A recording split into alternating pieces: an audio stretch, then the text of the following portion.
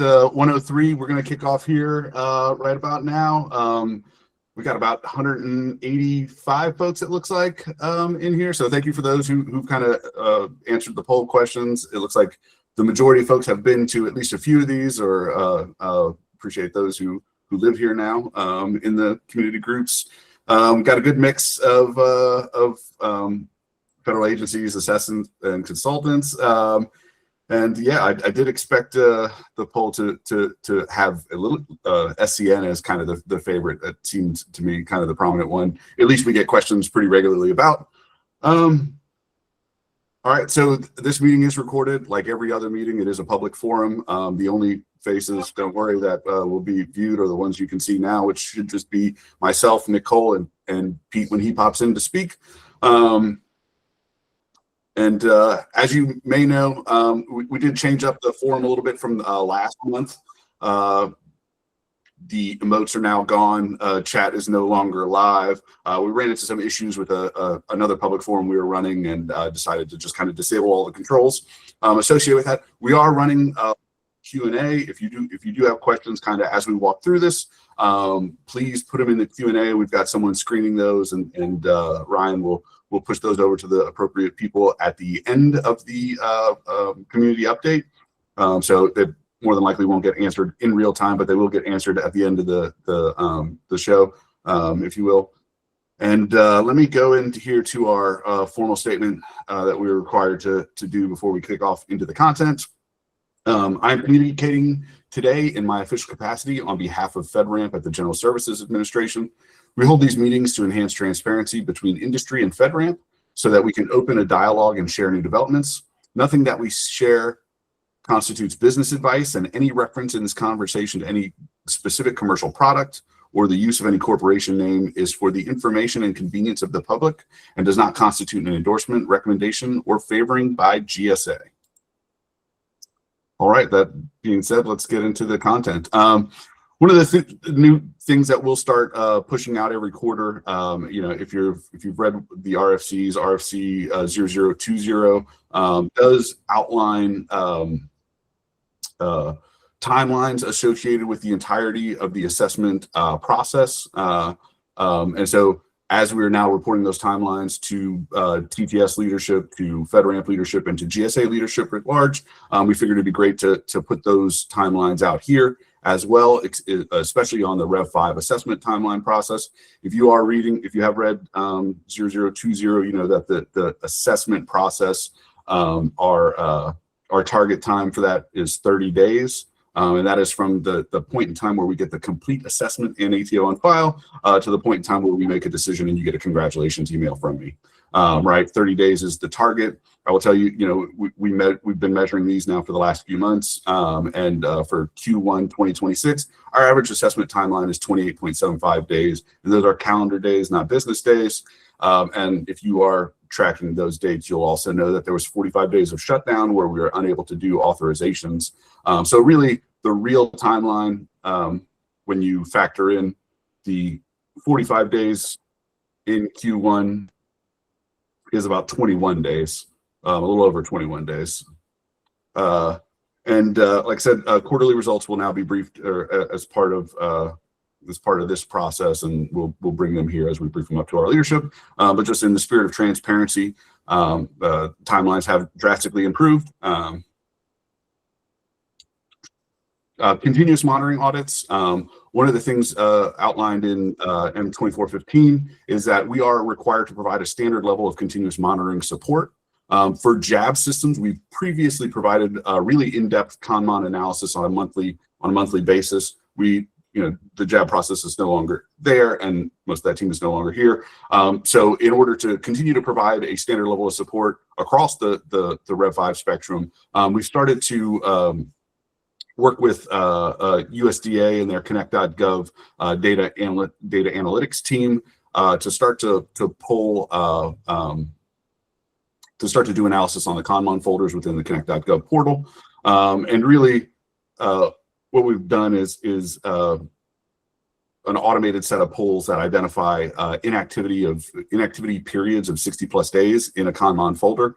And then those results are flagged and pushed to us. Like I said, of the 490 plus services within those ConMon folders, there were about 82 that were flagged.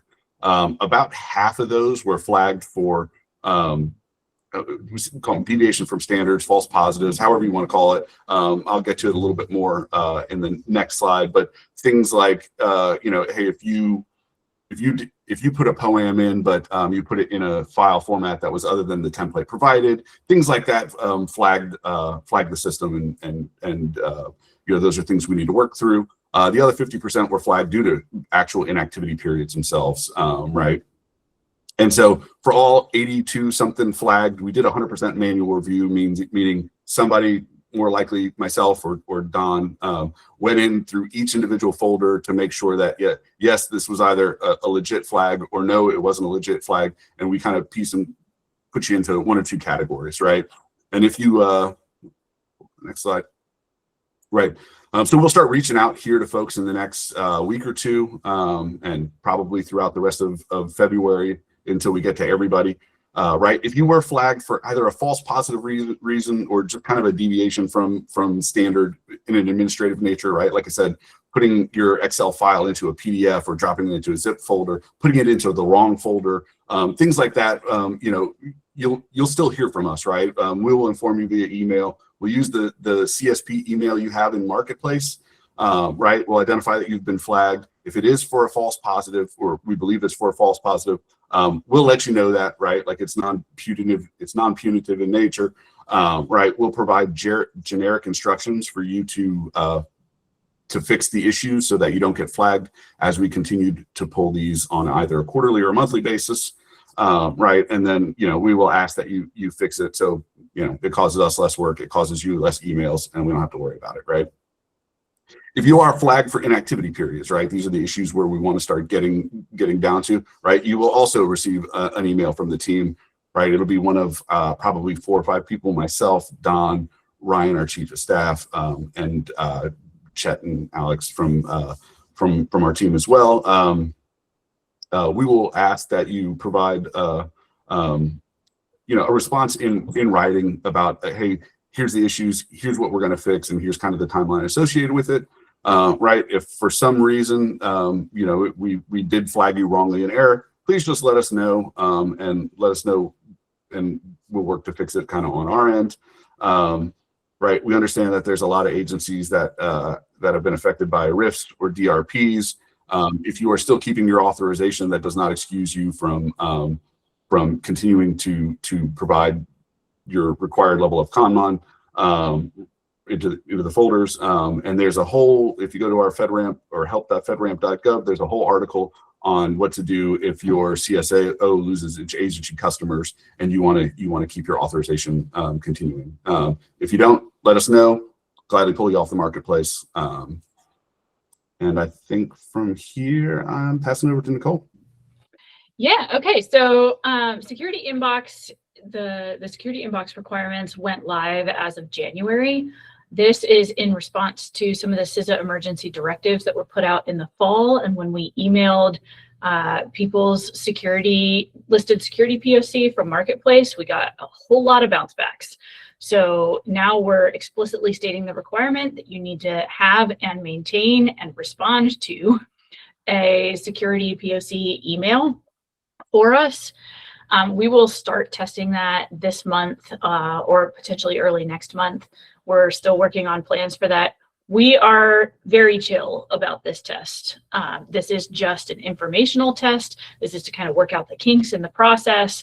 I'm going to be learning a lot about how to send individualized emails to a whole bunch of people. And then we're going to make it hopefully pretty easy to respond. So we'll likely set up a Google form or something that's easy to respond to. We're looking to make it so that you can respond on behalf of multiple FedRAMP authorizations in the same form, so you don't have to fill out the form 10 different times if you're monitoring 10 different FedRAMP authorizations. And the question that we're going to likely be asking about is giving us an update on your progress toward your recommended secure configuration implementation. That requirement doesn't hit until March, but we're hoping that people are making progress on this. This is another process that we are being very chill about. Just do it. You don't have to worry about how you tell us. Just work on getting it done. You can post it on your website. You can integrate it into your product to guide admins through how to securely set up your service. You can do any number of different things to tell agency customers how to implement your service. A few key things that we're looking for is please make it relevant to the specific federal tenant. If you have a separate federal and commercial tenant, a lot of times we see help documentation that deals with the features found in commercial tenants, but not in federal tenants. So please make your secure configuration guides actually relevant for the tenants who are using it. And just give us a high-level status update when we reach out to test security inbox stuff in February or early March. And then once the secure configuration deadline does hit, we will send out another survey asking for how you've implemented it. You can send us the link. You can say, I uploaded it to my Connect.gov repository. You can say, I put it in my trust center. I've implemented it into my product in this way. Like however you have decided to set it up, just let us know. And FedRAMP is being pretty chill about both of these requirements. After we test the first round of the security inbox, though, we are planning, pending how that one goes. If it's a complete disaster, we may do another test first. But if it goes fairly well, then we'll probably start implementing the actual security inbox testing quarterly with the recommended adverse actions if people do not respond. So please just respond to us when we send you an email. That's all we're looking for. Next slide. All right, we have several active betas open for Rev5. These are designed to implement some of the 20x concepts that we've been developing and piloting over on the 20x side, making them available to interested participants on the Rev5 side. It is your responsibility to coordinate with your agencies to make sure that they are ready for you to do this. We are also coordinating with agencies to explain the process and make sure they're good to go. We will be pushing back on resistant agencies. So if you get some of those, let us know and we can help kind of smooth over some misconceptions and help them through this process. But in general, all of these betas are designed to make cloud service providers' lives easier, agencies' lives easier, FedRAMP's lives easier, get into some more automated continuous monitoring and ways to share data with us. So all that information is on our docs site. If you're interested, we will open up the forms that are located in those announcements on the docs site. So fill out the forms for the betas that you're interested in, let us know. And please proactively communicate with your agencies about your interest in these betas. Nicole, my bad, 100%. I copied the last slide from the last meeting. The forms are open now, and there is, in each one of them, there is an explicit yes checkbox that you have to select that says, hey, my agency is aware of this and they're cool with it. So yes, sorry, my bad. It's all good. All right, we also put out a ton of new RFCs. I think we talked about this a little bit on the last meeting, but we have a huge update for kind of the last major changes that FedRAMP is expecting to really revamp the program after the release of M2415. After these 6 RFCs go through public comment and we work on formalizing the results of those, then FedRAMP can really focus on just implementing and kind of maintaining a status quo from there. So hopefully these are the last gigantic changes you'll see to the program. Please give us your thoughts on these. We cannot use LinkedIn discussions or informal comment or discussions that we hear in the hallway or any other type of informal comments to guide our official implementation of these policies. The only way we can accept public comment is through the formal comment mechanisms described in the RFC, either using a formal comment discussion board or emailing Pete or any of the methods we give you. If you have questions about these RFCs, we have set up an informal discussion board to talk about all 6 of these RFCs. They're all related, and so sometimes it gets a little confusing how they all interact with each other. If you have clarification questions, we cannot respond to questions that go up on the formal discussion boards for formal comment.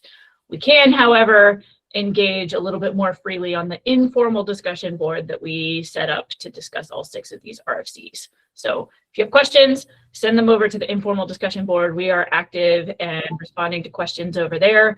We are limited a little bit. We can't influence public comment in our informal discussion boards, but we do try to make clarifications where it will help you get your understanding of the RFC. And if I can jump in here, like, just to emphasize this again, like, I really cannot emphasize how critical public comment is. Right now, for example, we proposed some fairly significant investments in resources, time, and effort on FedRAMP side on a few different potential new services. But the public comment does not indicate that there's any interest or value in those services. And like, if we don't get strong feedback that I can use to justify that, we won't do those things. Like, this is why public comment is so vitally important for me to justify why we're investing government resources and time in making things happen. I need to understand what that actual impact would be. And so things like program certification, we're not going to do that if we don't have public comment that shows us there is some value to the public in that activity, et cetera. Yep. Yeah. I'm glad you jumped in because I think it's your turn next. Oh yeah, next slide. Okay, yeah, so if you've been hanging out with us a bit over the last couple of months, you know, we're still kind of a little bit getting over our shutdown fatigue from the first shutdown. This is our second community update coming back in. We weren't even sure until late yesterday afternoon if we were going to have this. So second shutdown, we've gotten through it. We're back up again. But now we're starting to make plans. Now we know that we're going to be funded for the rest of the fiscal year, so we can actually make some real plans in advance. A big thing that we're going to start working on is making sure that our March community updates are really exciting and fun, right? So expect the Rev5 community update in March to be a pretty exciting discussion about machine readable packages and like the value and usefulness of tools and capabilities that enable cloud service providers to maintain those. Because remember, the reason why we're really pushing on machine readable packages is not to make it easier for agencies or FedRAMP to receive data from a cloud service provider. It is to make sure that the cloud service provider can maintain that data in a realistic, continuously improved fashion, which is really hard to do when you're editing Word docs every time you make a significant change. At the same time, on the 20X side, we're looking to put together some demos from some of the folks that are currently in the phase 2 pilot. We have seen some just super awesome, really fascinating stuff. And I think we're going to try to get some folks to showcase some of the things that really makes 20X so much different than Rev5. So you can see things like metrics and statistics over time and stuff like that. And so mark your calendars off. You can go to FedRAMP.gov/events, I believe, to see the next ones. And hopefully we'll see you next month on those. And that brings us to the Q&A. So we've got some fantastic Q&A earlier on in this conversation. For the next 20 to 30 minutes, depending on how active this is, we'll just keep the Q&A open. If you've got any questions about FedRAMP, any questions about the RFCs, anything going on, feel free to ask them, and we'll work our way through these. I'm going to start here at the bottom. There's a question early on, which I'm guessing was asked, Paul, when you were talking about one of your slides. It was like, it said, does this apply to annual assessments as well? Do you happen to take a crack at the context of that question? Yeah, I believe it talks about the automated pull from Connect.gov. The pull that we did this month does not include annual assessments. However, it is the next query on the data analyst's queue of things to build. So it will eventually include it, but it did not with this one. Awesome. We have another question here about discussing the RAR process in the new Rev5 and if RARs are still accepted by the PMO. There's been no changes whatsoever to the RAR process. You can take a look at our open RFCs. We are proposing one RFC to eliminate FedRAMP Ready. And then at that point, once that elimination takes place and that FedRAMP Ready is sunset, then we would not still accept RARs. But that is still an RFC. That's a proposal. We're going to make decisions on how we do that based on comments, etc. So for now, no changes, but pay attention to what might be happening and give us some RFC vibes. Goes back to the feedback, the importance of feedback associated with it. But I think it's RFC 23, if I remember correctly. And I think it's proposed that July, we won't accept any new ones. And then, you know, if you have submitted one before then, you'll be good until, I believe, November 26th or whenever your assessment is expired. It's important to note that the reason we're considering removing FedRAMP Ready status is because we're implementing a preparation phase in the marketplace updates. And so it's a way for cloud service providers to signal that they are ready and preparing for the FedRAMP process. It's kind of replacing the FedRAMP Ready process right now. So read those two together and see if the preparation phase that we're proposing on the marketplace RFC will in fact meet the needs of people using FedRAMP Ready right now. All right, question here about performing those continuous monitoring audits on high packages as well. It says they're not in Connect.gov. I think the answer there at the moment is that no, we are not putting the effort in to go after high packages and expect agencies to do that. Is that right, Paul? Yeah, that is right. It also kind of spans into, I think there was another question up there of, will Connect.gov remain the official repository?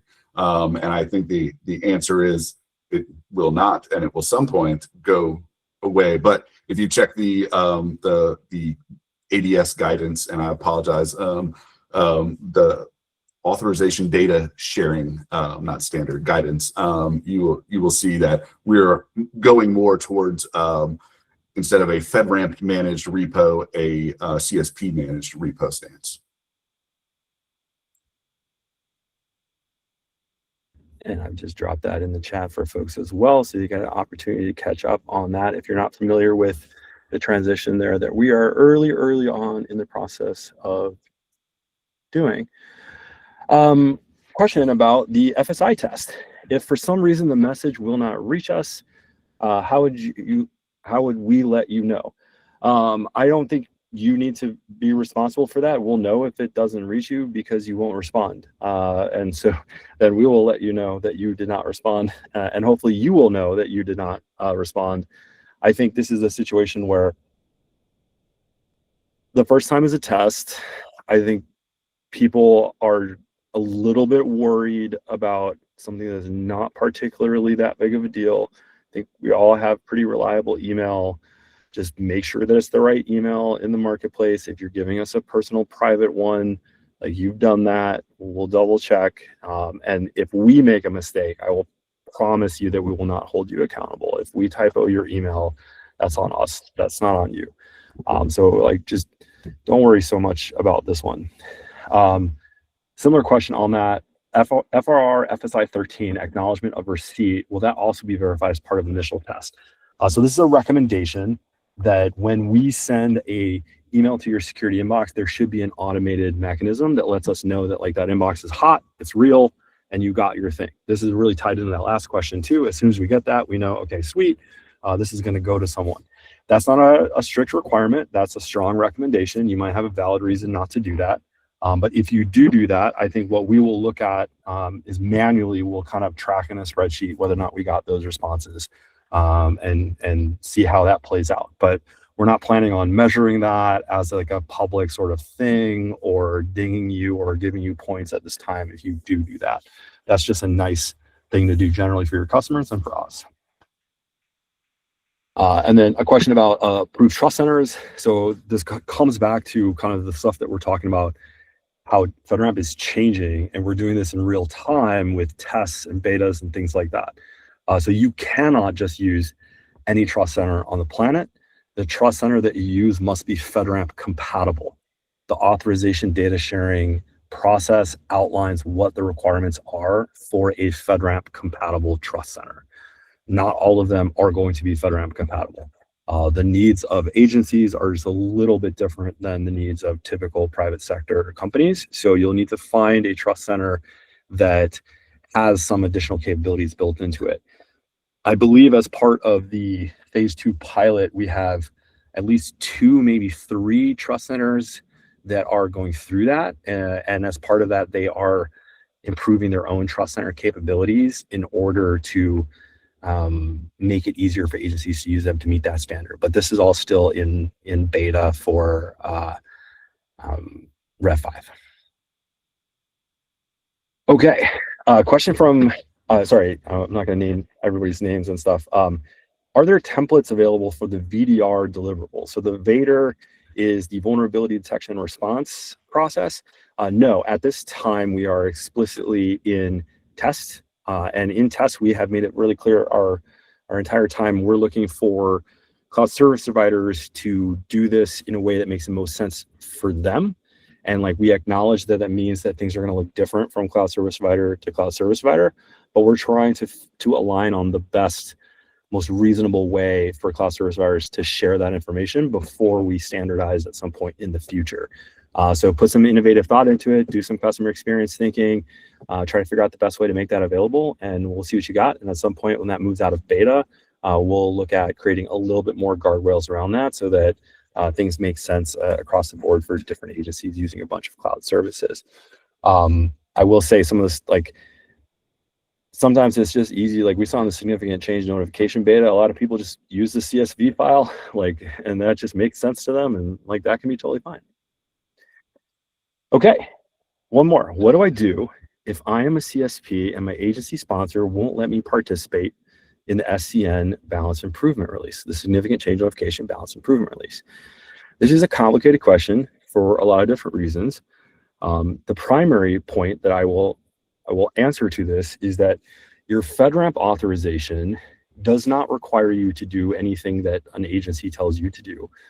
You may have a contractual agreement with an agency that you signed in advance under old FedRAMP rules that require you to follow an SCR process.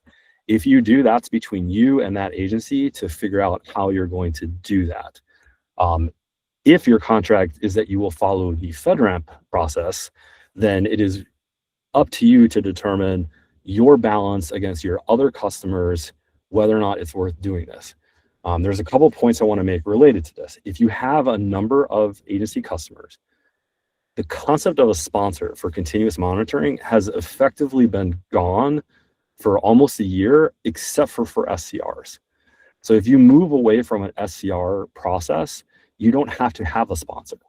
You can simply engage in collaborative continuous monitoring with all of your customers and not try to let one agency bottleneck everything. If you are being used by a lot of agencies and you have an agency that really doesn't want to enable the SCN process when this is widely available, and other agencies are also getting hurt by that, meaning you're not able to advance features so that other agencies can use them because one agency is blocking you, then you should reach out to FedRAMP, and we will work via the FedRAMP board and the CIO council to help educate that agency and to help you find a path forward.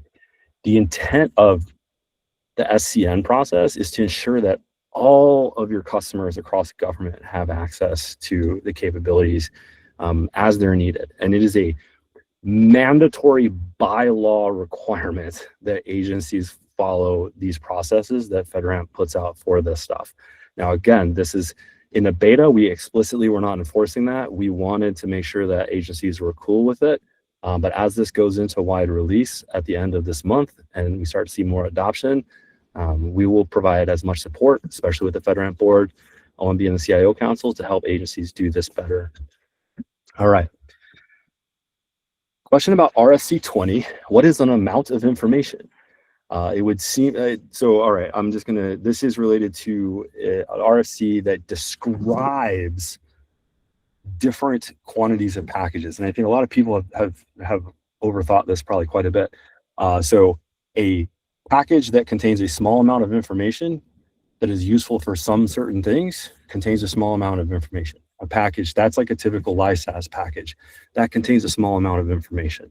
A high package contains a large amount of information that's useful for more decisions. That's all this means. It is a description of the literal size and complexity of the certification that is being received. Not really a lot more than that to it. This question, which FedRAMP controls are inherited from the CSP and which are customer implemented, is a question that does not have sufficient context to even attempt to answer. The CSP is responsible for the things that they are doing. The customer is responsible for their use of things within that CSP. The CSP should help agencies out in their secure configuration guidance with that, though. Yeah, I'm not even sure if that was like targeted at like an agency or another company reusing it or what, but yeah, the CSP is responsible for the things that the CSP owns and operates, and the customer is responsible for how they use that. So maybe like let's talk about a theoretical. If I'm using a FedRAMP authorized service and I configure it to allow anyone in the world to log in with the password root, then if that password gets compromised, it is my fault as the customer that like my data was compromised. It is not the CSP's fault. That was my bad for configuring it incorrectly. On the other hand, if I configure it with a secure username and password and phishing resistant MFA, and some rando on the internet can come in and type in, you know, secret backdoor 123 and get into the system, that's going to be the CSP's fault. Okay. Long time listener, first time caller from like the Lord of what is it, like Restricted Realms or something like that, I believe, if that's the right Ben. How do we envision telemetry-based diagrams addressing dynamic ephemeral serverless architectures that change and shift minute by minute? Typically, an artisanal diagram may provide a better and more accurate view of those architectures. So this is a fantastic question that's dialing into the underlying requirements for machine readable packages. And we're proposing, can an authorization boundary diagram be generated from an authoritative tool by automation rather than a human going and drawing this thing out? I think like we'll take one step back before I answer the question and just say, we can probably all agree that humans drawing diagrams and maintaining them does not net a accurate outcome. The number of times where we've seen a situation where it's like, here's the diagram, oh, but like these 3 things are wrong, like we're gonna fix that tomorrow. It's just like, you know, that's just a burden on everyone. It is my personal, going on a tiny soapbox here, is my personal opinion that a diagram is not particularly valuable and useful as far as like being too detailed. I think that when we talk about the diagrams, we want those to be generated at like the set of services and the flow level. So there's no reason whatsoever to ever include 17,000 containers on your authorization diagram. Like instead you should have a thing that says cluster of like containers, and then you can with direct inventory management service punch into that if you want to know the details of it. Details are not really effective for authorization boundary diagrams. So you shouldn't be displaying things like ephemeral services as if they are a permanent entity on your diagram. But what you should be doing is metaphorically charting the ephemeral services. Now I'll just say, like, comment on this one in particular has been pretty strong. There's been a couple comments that have made it clear that folks have concerns about that requirement. I think actually it might be a recommendation rather than a requirement, but dig into that more. This is one of those things where if the capability doesn't exist and nobody wants to develop it, then it's kind of unfair for us to require it. But at the same time, is it actually impossible for this to be a thing? Do we have to have a human? I'm not 100% convinced that I'm sure of that. So we'll see how it plays. Question about publishing the RFCs on GitHub in Markdown or another appropriate format. This would be useful to quickly follow changes to the RFCs as they are revised over time. You can copy and paste the Markdown from the discussion forums, but otherwise, yeah, we don't have a raw Markdown of the RFCs available because they took that revo private because we weren't using it for anything. So yeah, I'll give it a thought. If that's useful, drop that in the Q&A in general. If some other people think it's useful, we can do that because it's all in Markdown anyway. So it's just a matter of us posting a download link somewhere else. This is a very long, complicated question about POAMs. And it's cut off. I'm going to say that seems like probably a more detailed and maybe a very specific enough question about POAMs that you might want to just post that in our discussion forums rather than have it be a conversation here today. Question, for the secure inbox, can you disclose and publish the from address that the message will be sent from so that we can work with cybersecurity to make sure the address is whitelisted? A lot of organizations use services like Mimecast to protect inbound email. It would be helpful if the PMO could let us know. You should read the actual requirements for the FedRAMP security inbox, because FedRAMP security inbox was the first formal set of requirements that FedRAMP published that included requirements on FedRAMP itself. And those requirements on FedRAMP are in there, and they say that we have to send this particular type of message from a specific email address. So all the information you're looking for is there.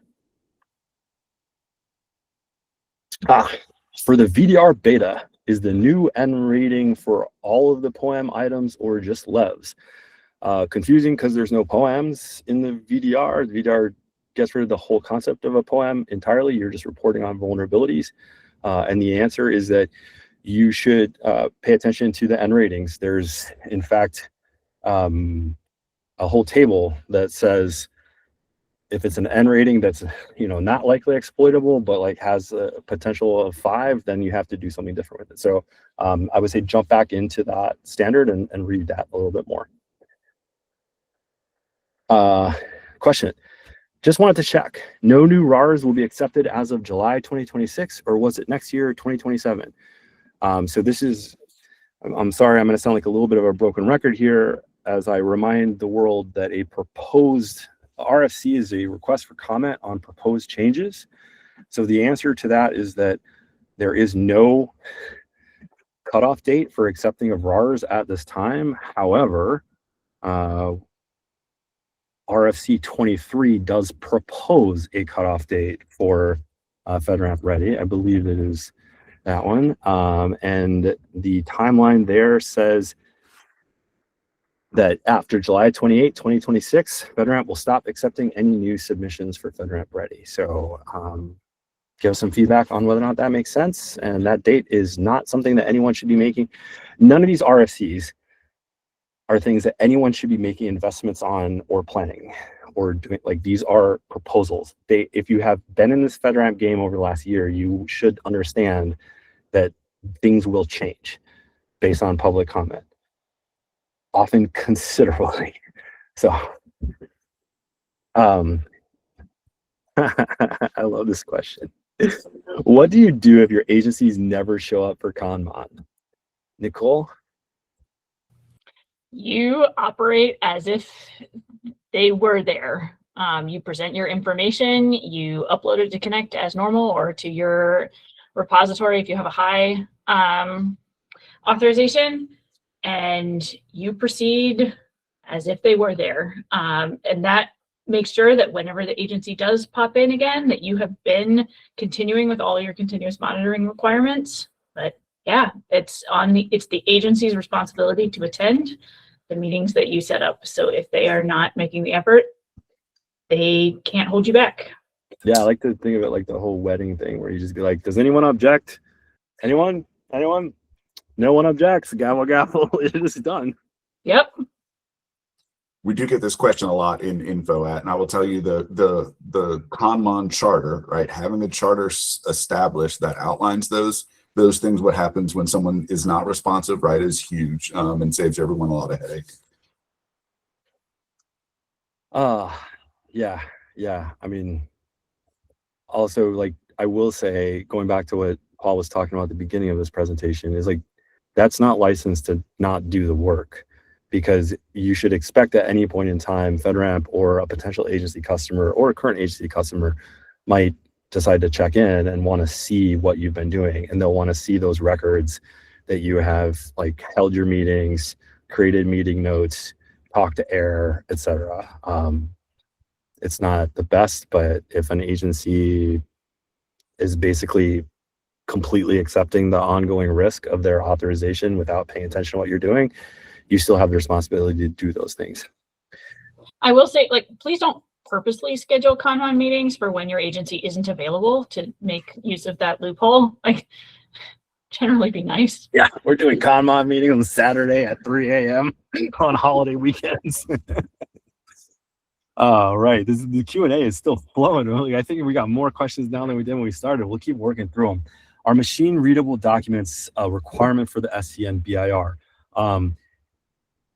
Take a look at the SCN. I want to be clear, other machine readable documents aren't required. So you don't have to have a machine readable system security package, but you do need to be able to produce your SCN information in both human readable and machine readable. And I will point out, I believe during the pilot, most people just gave CSVs because there's not a lot of complicated information in the SCN. So don't overthink this. If you're going to do it in Excel, send a CSV. You don't need a fancy tool. All right. Any recommendations about how to handle situations where you submit deviation requests, but the agency takes many months to review and approve them? This is why we've developed the updated standard for the signification notifications and the vulnerability detection and response. So I would suggest if you're having problems with that, look at the options to participate in the betas on those, and that problem just goes poof. All right, question about dual DISA FedRAMP authorization process. SCR, SAR, should we wait for that to start the auth? Does FedRAMP even care about SCRs? I'm not sure what. Oh, you're preparing so there's no such thing as a dual DISA FedRAMP authorization process. DISA will sponsor you for FedRAMP authorization as they give you a DISA thing. If DISA is your primary customer there, then you need to follow their rules and expectations. And most likely DISA is going to require you to do SCRs and they're going to approve it, stuff like that. So you need to be coordinating with DISA if they're your primary agency bringing you into this process. If there's some more nuance there that we're missing, feel free to post up in GitHub or send us an info@ message. There is a clarification. Is there no longer a documentation requirement for CSPs to make a customer responsibility matrix available? No. I'm not sure why anybody expects that. The secure configuration guide required by the recommended secure configuration thing is a supplementary material that uses an entirely different purpose than the customer responsibility matrix. So keep doing those if you are doing Rev5. Does FedRAMP plan to make BIR to change the deviation request process? Yeah, we've heard this again. So the VDR is handles this. So you should be looking at the VDR if you're having issues with the deviation request. There's no deviations in the VDR. FedRAMP's standpoint is that it is up to you as a cloud service provider to decide what weaknesses you will accept, and it is up to the agency to do ongoing authorization based on that. Question, what if an agency wants both traditional POAMs and a VDR risk registry? So this is goes back to what we were saying earlier with the SCN process. As the VDR is in beta, it's totally fair for them to require you to want you to do stuff the old way, so they don't have to change things as they're figuring it out. We're not going to argue about that. Once the VDR becomes a wide release standard, then if you're following the VDR, whether or not you produce POAMs separately for an agency is going to be a thing that's between you and your agency customers. But FedRAMP considers that to be extra information that is not necessary and that would require their authorizing official to notify us that they are requesting extra information from you. And that's because the law requires them to do that, not because we want to get in a fight with anyone about what agencies do or don't. Still going. Okay. We're almost there. For the majority of the requirements in the secure configuration standard as a platform as a service, we're taking the approach of documenting CAN statements that refer to internal-only SOPs that support how we govern. Is this acceptable?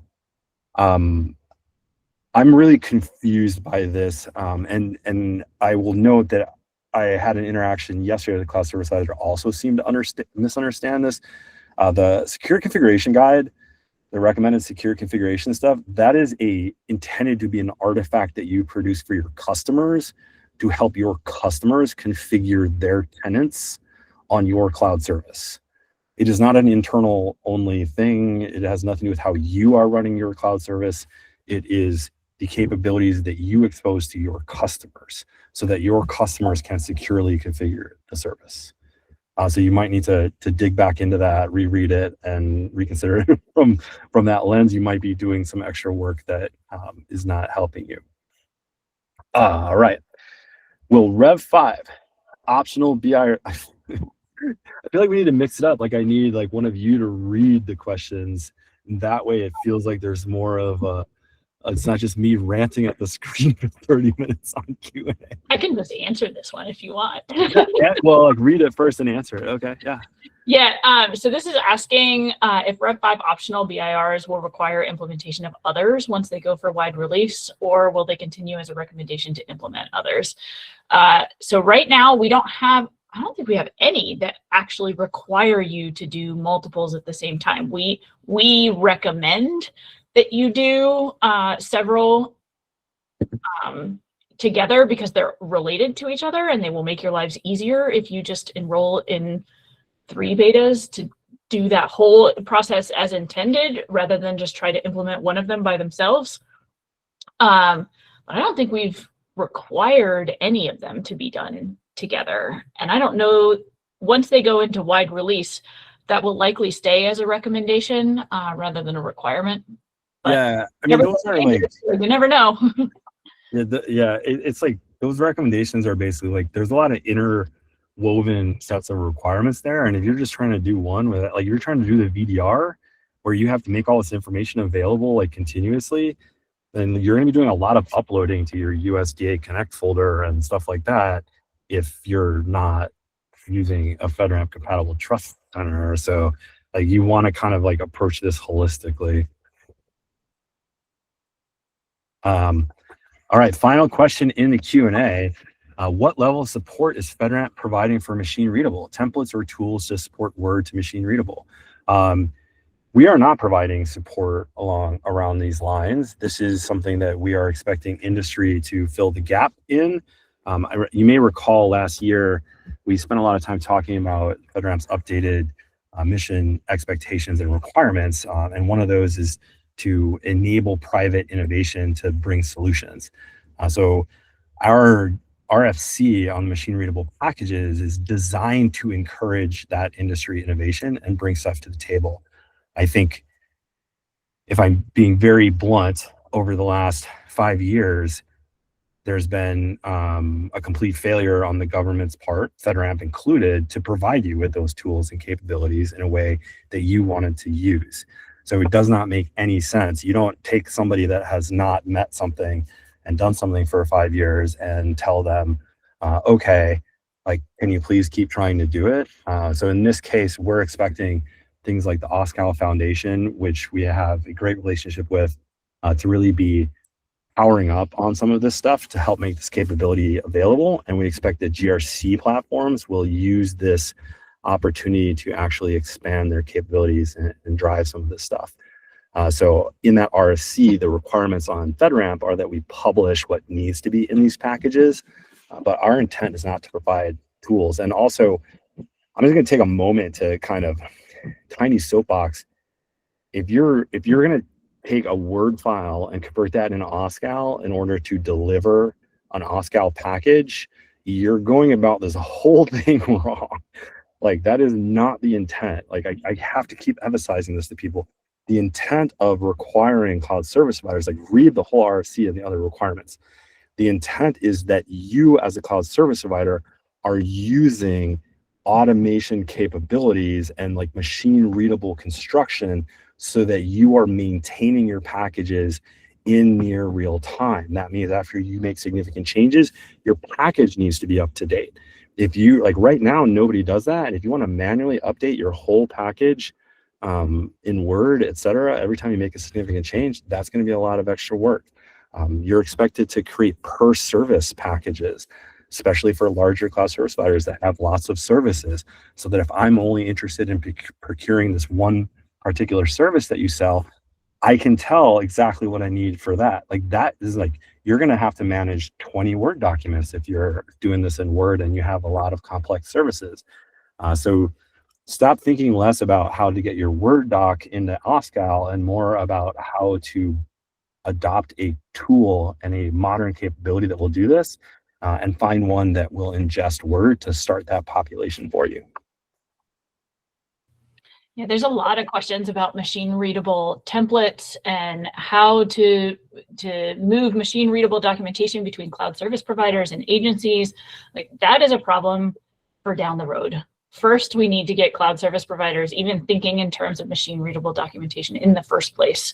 Right now, there's not even machine readable documentation available for these packages. So agencies can't even begin to procure a tool that would ingest a solution that doesn't even exist yet. And so part of this is just creating the demand.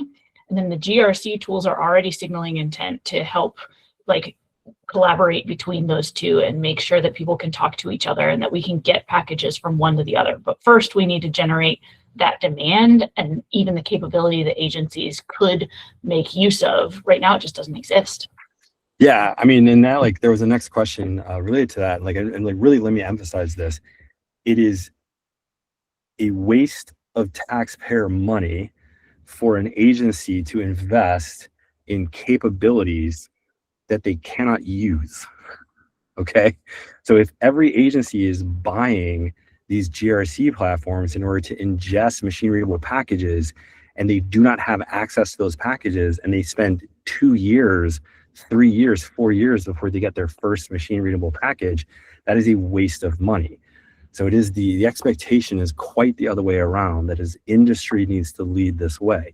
Industry needs to be developing these capabilities so that agencies have a reason to invest in the tools that will enable them to use those. Somebody's got to go first. That's the chicken and the egg problem here. We're trying really hard not to hamstring you into one particular format. Like you will notice that we intentionally have not released templates or limited you to only certain styles of machine readable formats. We are really expecting industry to innovate here, and we want to leave the window of innovation open continuously so that there are paths that as industry innovates, that it's not FedRAMP holding you back. If industry is demonstrating innovation and you can get 5 CSPs behind you, we will put in the effort to use your format. Yeah. All right, ADS requirements. So there are templates required for documentation. At this time, no. That's, I think we're probably saying this a lot. Part of the beta process and the pilot process on 20X is to figure out the best way to do this. So we love to see what you're going to come up with there. Next question. Does that mean the PMO will do no processing of machine readable? Oops, that question just content once they receive it. Are you creating any tools for content or completion validation for any machine readable format? No, we're planning on processing everything as the same way that we do it right now. We don't have access to tools to simplify the machine readable process or capability now. That's as many of you know, that was removed from our budget, and those contracts were terminated last year. So we're going to keep doing this the same as agencies in the manual way to start with, and we're going to hope that once we get to a critical mass of packages coming in a different way, we'll be able to justify a funding request to get access to tools and capabilities to do this ourselves. Lots of questions about machine readability. You guys all better come hang out with us next month. Is the intent of machine readable that machines will validate the content of machine readable files, or is it to educate consumers on security? And somebody check that before I finish answering it. Let me just continue to be really clear. The intent is that you, as a security and compliance operator, and your business leverage this expectation and requirement to modernize and update the process by which you create and maintain your security authorization materials for the government. Then you share that information with us. That is the intent. So it's not about making it easier for the government to validate things or automate things or anything like that at this time. We don't even know if that's possible because the world has not done this yet. So we're we're focusing on like the value that you will get out of it. So you can go to your boss and say, you have all complained. Every single person that is on this call has complained at some point about how much of a pain in the butt it is to maintain all your spreadsheets and all of your Word docs. Go get a tool and a platform with the capability to help you do that, and then start working on machine readable stuff. And then together we can drive this forward to a world where we can do more automated validation to help everyone move faster. But right now, that just is not there until you start doing this. So your benefit will be our benefit. We are getting close. So quick question, clear we're not setting the standard for what machine readable means. Check out the RFC. We actually do set the standard there, but we just allow, we're expecting that if enough folks want to create an alternative to OSCAL or fork OSCAL or go in a different direction that works for them, then that should be a thing they have the opportunity to do. Last question, and then we're at time and we're going to close this off. So if you're throwing something in the Q&A now, too late, sorry, thank you, come next week. How should agencies not complying with the ConMon charter be handled? E.g. monthly meetings established and agreed to, assigned by the agency, but the agency does not attend monthly meetings. Well, FedRAMP provides assistance to CSPs in this situation. So again, if an agency does not participate in the continuous monitoring process, that is not on the CSP in any way, shape, or form. That is the agency demonstrating by action that they have accepted the risk of ongoing authorization of your service. As long as you do your part, you hold your meetings, you document your meetings, you release the meeting notes as appropriate, etc., you are good to go. And if an agency complains to you that something happened because they did not participate, I think we can all just laugh about that together, and I'll be happy to explain to them that they can't complain when they don't actually send someone to do something. The whole purpose of continuous is for an agency authorizing official to have continuous insight into what is happening on a cloud service so that they can make ongoing authorization decisions.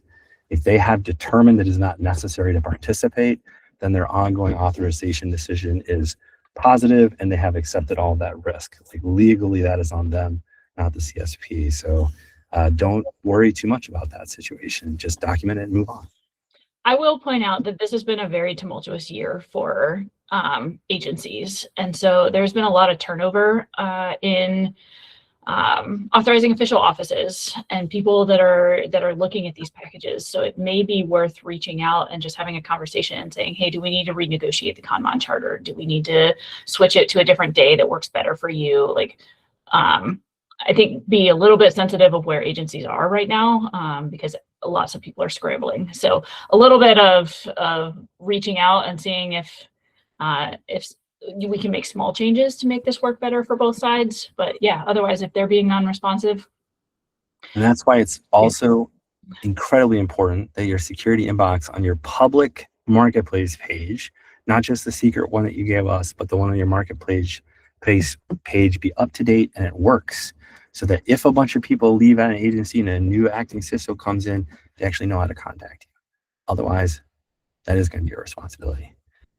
All right, everyone. Hope you had fun. I see a lot of people are trying to drop off and we are past the hour. This was an awesome time. Lovely questions. Appreciate it every time.